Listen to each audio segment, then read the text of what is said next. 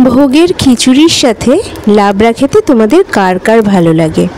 আমার তো ভীষণই ভালো লাগে। হ্যালো বন্ধুরা, বেঙ্গলি স্পাইস চ্যানেলে তোমাদের সবাইকে স্বাগত জানাই। আজকে আমি তোমাদের সাথে শেয়ার করব ভোগের লাবড়ার রেসিপি, যেটি খিচুড়ির সাথে কিন্তু ভীষণই ভালো লাগে। যে কোনো বাড়ির পুজোতেই বাড়িতে তৈরি করে নিতে পারবে ভীষণ সহজে এই সুস্বাদু লাবড়া। তো চলো রেসিপিটি শেয়ার করে প্রথম থেকে শেষ পর্যন্ত দেখো। এখানটাতে আমি বিভিন্ন রকমের সবজি নিয়েছি, প্রায় 11 রকমের সবজি নিয়েছি। সেই সবজিগুলো গোটা অবস্থাতেই ধুয়ে নিয়েছিলাম। এবার এক এক করে সবজিগুলোকে কেটে নেব। সবজিগুলো শুনতে 11 রকমের লাগলেও এখানে সবজি কিন্তু প্রত্যেকটা একটা একটা করেই নিয়েছি। একটা একটা করে সবজি যখন 11টা মিশলো তখন কিন্তু পরিমাণে অনেকটাই হয়ে যায়। এবার সবজিগুলোকে একে একে কেটে নিই। রেসিপিটি যদি তোমাদের ভালো লাগে লাইক কমেন্ট শেয়ার করো, সাবস্ক্রাইব করে চ্যানেলের পাশে থেকো। তো চলো সবজিগুলোকে কেটে নিই।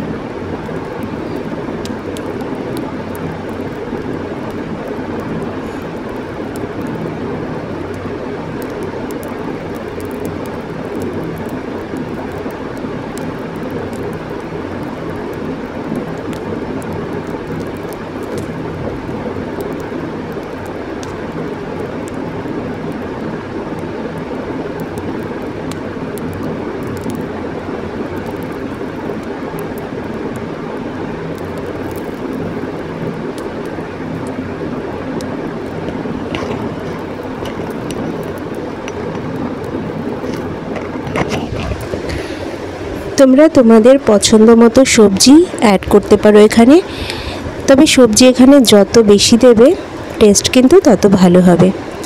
এখানে আমি লাবড়ার রেসিপিটা একটু অন্যরকম করে তৈরি করছি, আমাদের বাড়িতে যেরকম হয় ঠিক সেরকম করে। তোমরা কারা কিভাবে তৈরি করো অবশ্যই জানাতে পারো।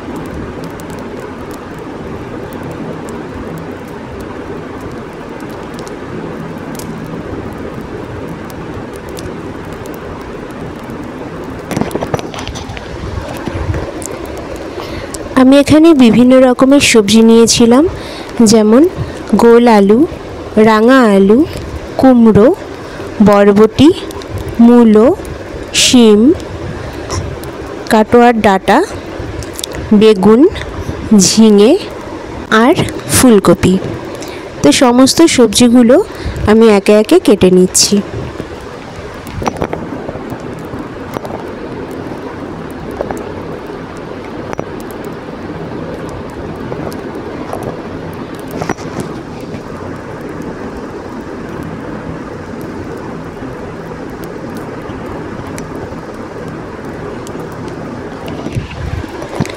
সবজিগুলো কেটে নেওয়ার পর আমি নুন জলে ভিজিয়ে রেখেছিলাম, তারপরে ভালো করে ধুয়ে নিয়েছি।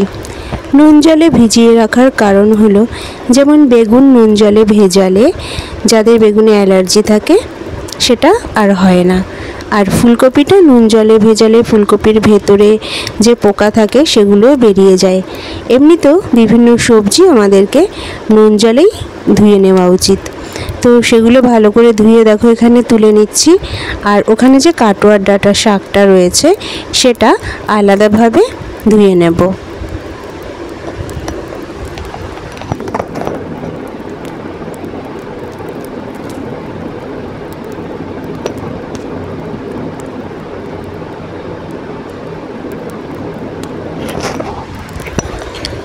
সমস্ত সবজি এখানে কেটে ধুয়ে পরিষ্কার করে নেওয়া হয়ে গেছে। তো চলো এবার মূল রান্নার দিকে এগোনো যাক। প্রথমে একটা কড়াইতে নিয়ে নিয়েছি 1 চামচ পরিমাণে পাঁচফোড়ন।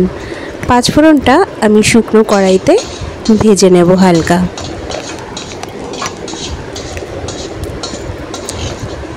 হালকা ভাজা ভাজা হয়ে গেলে পাঁচফোড়নটা তুলে নেব, আর এটা একটু ঠান্ডা করেই গুঁড়ো করে নেব।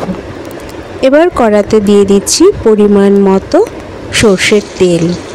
এখানে সর্ষের তেল গরম করে আমি কেটে রাখা বেগুনগুলো ভেজে নিচ্ছি।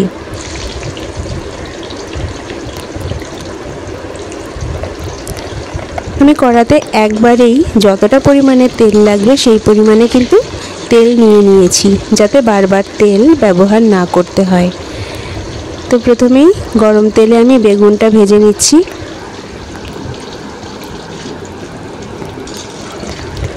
বেগুন ভেজে নেওয়া হয়ে গেছে, এবার এগুলোকে তুলে নিচ্ছি। এখানে যেসব সবজি ভাজবো সেগুলো কিন্তু সম্পূর্ণ নুন হলুদ ছাড়াই ভেজে নিচ্ছি। বেগুন ভাজার পরে কড়াতে দিয়ে দিলাম ফুলকপি। ফুলকপিটাও এরকম করে ভেজে নেব হাই ফ্লেমে।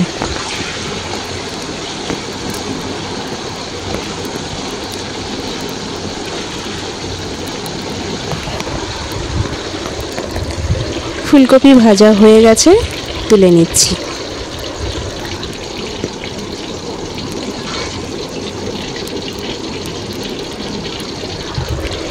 এবার ওই তেলের ভেতরেই আমি একটা গোটা শুকনো লঙ্কা আর পাঁচফোড়ন দিয়ে দিলাম।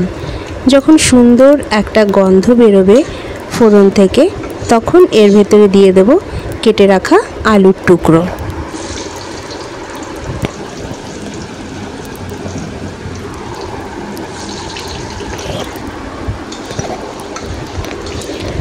আলুর টুকরোগুলো প্রায় 1 মিনিট ভেজে নিয়ে এর ভেতরে দিয়ে দেব কেটে রাখা মূলো আর রাঙা আলুর টুকরোগুলো। লাবড়াতে মূলো কিন্তু অবশ্যই ভীষণভাবে দরকার। মূলো ছাড়া কিন্তু এটা একদমই সম্ভব নয়। মূলো দেওয়ার ফলে দারুণ একটা ফ্লেভার হয়, আর খেতেও কিন্তু ভীষণ সুস্বাদু হয়। এবার প্রায় 2 মিনিট মতো ভেজে নিলাম। তারপরে দিয়ে দিচ্ছি এর ভেতরে চেরা কাঁচা লঙ্কা আর গ্রেট করে রাখা আদা। চাইলে এই আদা আর কাঁচা লঙ্কা দুটোই কিন্তু বেটে নেওয়া যেতে পারে। আদা আর কাঁচা লঙ্কা দেওয়ার পরে ভালোভাবে নেড়েচেড়ে নেব যতক্ষণ না আদার কাঁচা গন্ধ চলে যায়। এরপরে এতে দিয়ে দেব পরিমাণ মতো সন্ধব লবণ। যেহেতু ভোগের রান্না হচ্ছে, তো তার জন্য সন্ধব লবণ ব্যবহার করছি। আর দিয়ে দেব পরিমাণ মতো হলুদ গুঁড়ো আর পরিমাণ মতো লঙ্কা গুঁড়ো। যে যেমন ঝাল খাও তেমনই এখানে লঙ্কার পরিমাণ ব্যবহার করবে। তবে এই রেসিপিটা কিন্তু একটু মিষ্টি মিষ্টি হয়, তো সেই বুঝেই কিন্তু ব্যবহার করবে। এরপরে এর ভেতরে দিয়ে দিচ্ছি কেটে রাখা কুমড়োর টুকরোগুলো, দিয়ে দিচ্ছি কেটে রাখা শিম, আর দিয়ে দিচ্ছি বরবটি। সমস্তটা এবার ভালোভাবে মিশিয়ে নেব।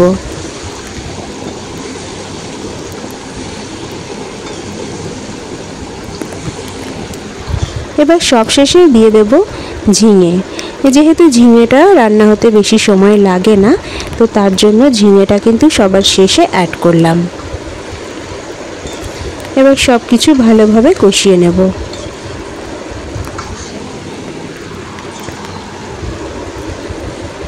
এবার কিছু গুঁড়ো মশলা দিয়ে দিচ্ছি এখানটাতে পরিমাণ মতো ধনে গুঁড়ো আর পরিমাণ মতো জিরে গুঁড়ো। এখানে আমি পরিমাণ মতো বলছি কারণ লাবড়ার সবজির পরিমাণ তোমাদের যেমন হবে তোমরা মশলাও কিন্তু ঠিক তেমনই ব্যবহার করবে। তো মশলা দিয়ে ভালো করে কষিয়ে নেওয়া হয়ে গেছে। এবার দিয়ে দিচ্ছি কাটোয়ার ডাঁটা শাক সমেত।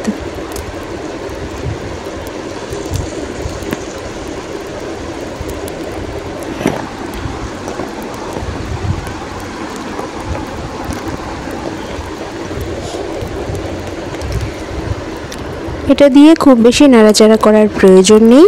এরপরেই দিয়ে দিচ্ছি পরিমাণ মতো জল, যাতে সবজিটা সেদ্ধ হয়ে যাবে, অথচ কোনো জল কিন্তু থাকবে না, মানে পুরোটা মাখো মাখো হবে। সেই রকমই জল দিয়ে দিলাম। আর জল দেওয়ার পরেই এবার চাপা দিয়ে দেব। তার আগেই দিয়ে দিচ্ছি ভেজে রাখা বেগুনের টুকরোগুলো আর ফুলকপির টুকরোগুলো।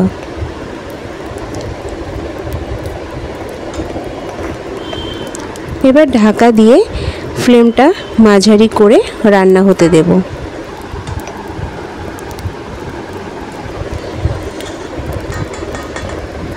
প্রায় 10 মিনিট পর তুলে একটু নেড়েচেড়ে দেব।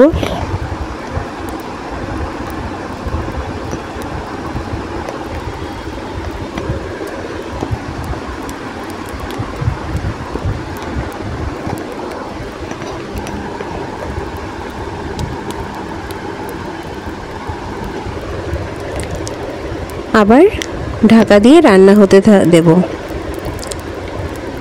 আবার 10 মিনিট পর ফিরে এলাম। এবার দেখো সবজিগুলো কিন্তু সেদ্ধ হয়ে গেছে। এবার এর ভেতরে দিয়ে দিচ্ছি সামান্য চিনি। চিনির পরিমাণটাও যে যেমন মিষ্টি খাও তেমন ব্যবহার করতে হবে।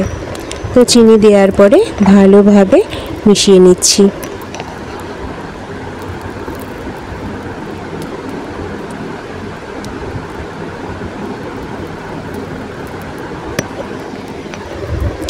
ফ্লেমটা একটু হাই করে ফুটতে দেব।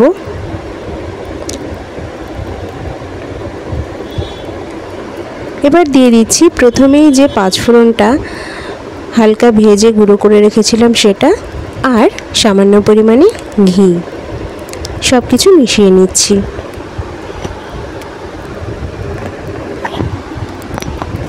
ব্যাস, আমাদের লাবড়া রেসিপি কিন্তু একদম রেডি হয়ে গেছে।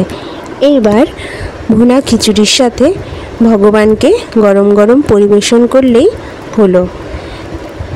তোমরা যারা যারা বাড়িতে ভোগ নিবেদন করো তারা অবশ্যই এই রেসিপিটি একবার হলেও ট্রাই করো, ভীষণই ভালো লাগবে। তাহলে আজকের মতো এই পর্যন্তই।